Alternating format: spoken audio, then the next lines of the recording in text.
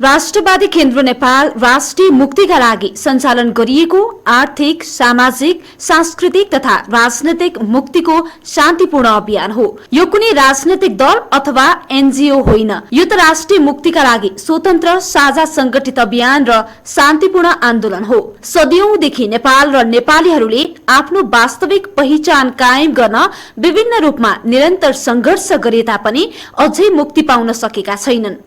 राष्ट्रिय मुक्तिका लागि स्पष्ट विचार, संगठन, कार्यदिशा र रणनीति बोकेको राष्ट्रिय एकता सहितको संगठन अभियान नै राष्ट्रवादी केन्द्र नेपाल हो। आफ्नो देशका उद्योग धन्दा, कल कारखाना बन्द गराउने, जमिन, जलस्रोत, पर्यटकीय क्षेत्र, खनिजलाई बेवारिसे बनाई देशभित्र केही पनि गर्न सकिँदैन, सम्पूर्ण युवाहरूलाई पेट पाल्नका लागि विदेशीको सहारा लिनुपर्छ भन्दै राष्ट्रिय नीति बनाएर प्रत्येक दिन 2000 देखि 2200 का दरले विदेशमा 4D अर्थात डेन्जर, डिफिकल्ट, डटी र डेमोरलाइज्ड भएर गर्न पठाउने व्यवस्था र विचार राष्ट्रवादी पटक्कै होइन। यो देशका सम्पूर्ण राष्ट्रिय स्रोत र साधन बेवारिसे तथा उद्योग धन्दा बन्दका कारण वार्षिक झण्डै 7 लाख वैदिक सनातन धर्म संस्कृति मान्ने युवा युवतीलाई क्रिस्चियन र मुस्लिमको देशमा गुलामी गर्न पठाउने राष्ट्रको नीति र व्यवस्थालाई खारेज गरी सम्पूर्ण युवालाई स्वदेशमै रोजगारीको व्यवस्थाका लागि राष्ट्रवादी केन्द्र नेपाल बेरोजगार वर्गको मुक्ति आन्दोलनमा केन्द्रित भएको छ। अब नेपाली जनताले सोच्नै पर्छ कि कति पुस्तासम्म आफ्ना नौजवान छोरा छोरीहरूलाई विदेशी मुलुकमा रोजगारीको नाममा दास बनाएर देश र परिवारको आर्थिक आवश्यकता पूरा गर्ने।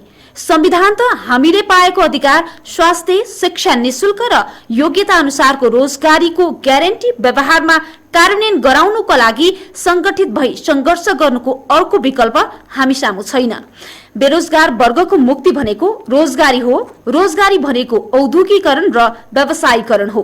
औद्योगिकरण र व्यवसायीकरण भनेको समृद्धि हो। समृद्धि भनेको आत्मनिर्भर अर्थतन्त्र र स्वाधीनता सहितको राष्ट्रियता हो।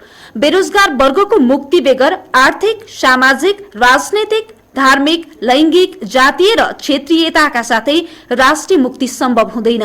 त्यसै कारणले सम्पूर्ण राष्ट्रवादी चिन्तन र चरित्र भएका महानुभावहरूलाई बेरोजगार वर्गको मुक्तिको आन्दोलनमा साथ दिन आग्रह गर्छौं।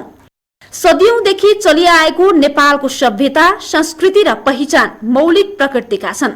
वैदिक कालदेखि सनातनी रूपमा प्रचलित हुँदै आएका संस्कार र संस्कृतिका सहित आफ्ना भाषा, धर्ममा पहिचान कायम गर्दै आएका सभ्यताहरू जस्तै किराँती, मैथिली, भोजपुरी, नेवा, ताम्सालिन, तमुवान, मगरात, अवध, थारूवान र खसान सभ्यताको कुल योगले बनेको वैदिक सनातनी धार्मिक, भाषिक एवं सांस्कृतिक पहिचान सहितको राष्ट्रियता नै मौलिक नेपाली राष्ट्रियता हो। मुन्धुम र त्रिपिटक समेत वेदसँग अभिन्न रूपमा जोडिँदै हिन्दू, बौद्ध, किराँती, जैन, सिख, बोन आदिको एकताबद्ध धार्मिक हातेमालो गरिरहेको नेपालको धार्मिक, सांस्कृतिक, भाषिक सभ्यताले राष्ट्र र राष्ट्रियतासँगको पहिचान निर्माण गर्दै आएको अवस्थामा विदेशी फिरङ्गीहरूले कथित धर्मको नामबाट नेपालमा प्रवेश गरी एकताबद्ध रूपमा मिलिजुली बसोबास गरेका नेपालीहरूलाई शैतान भन्दै एक समुदायका व्यक्तिलाई अर्को समुदायको विरोधी शत्रुको रूपमा अलग्याउँदै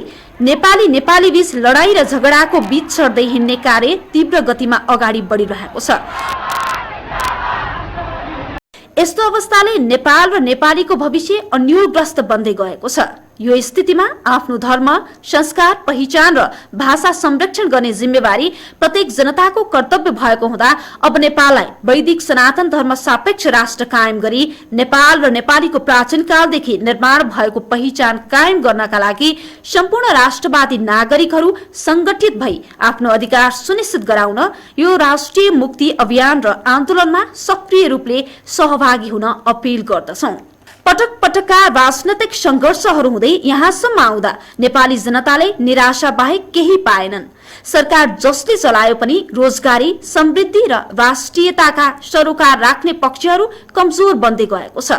नेपालका शासक, प्रशासक र दलका नेता नेपाली अनुहारका विदेशी एजेन्ट भएका कारणले सत्तामा जो व्यक्ति गए पनि नेपाल र नेपाली जनताको पक्षमा होइन, विदेशीकै हितमा काम गर्ने परम्परा जस्तै बनेको स्थिति छ।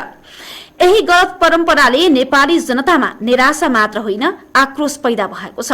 आक्रोशलाई विचार, योजना र संगठनमा परिणत गर्नका लागि राष्ट्रवादी केन्द्र नेपालले शान्तिपूर्ण सांगठनिक अभियान सञ्चालन गरिरहेको छ।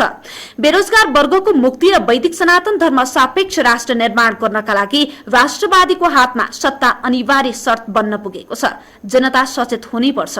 आफूले भोट दिएर जिताएका व्यक्तिले आफ्नो छोराछोरीलाई रोजगारीको नाममा क्रिस्चियन र मुस्लिम देशमा नोकर हुन पठाउने, धर्मनिरपेक्षताको माध्यमबाट नेपाललाई क्रिस्चियन राष्ट्र बनाई सदाका लागि आर्थिक, सामाजिक र धार्मिक रूपमा विदेशीको गुलाम बनाउने योजनामा लागि परेको हुँदा टोल टोलबाट, घर घरबाट विदेशी एजेन्टहरूलाई खबरदारी गर्दै राष्ट्रिय मुक्ति आन्दोलनको नेतृत्व राष्ट्रवादी केन्द्र नेपालले लिँदैछ।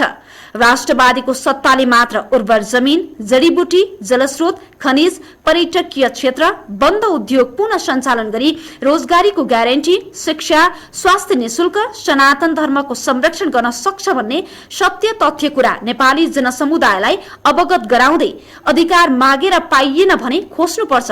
खोज्नका लागि सम्पूर्ण राष्ट्रवादी देशभक्त नेपाली संगठित भई राष्ट्रवादी अभियान र आन्दोलनमा सहभागी हुनुपर्दछ भन्दै आम जनसमुदायमा हार्दिक अपील गर्दछौं।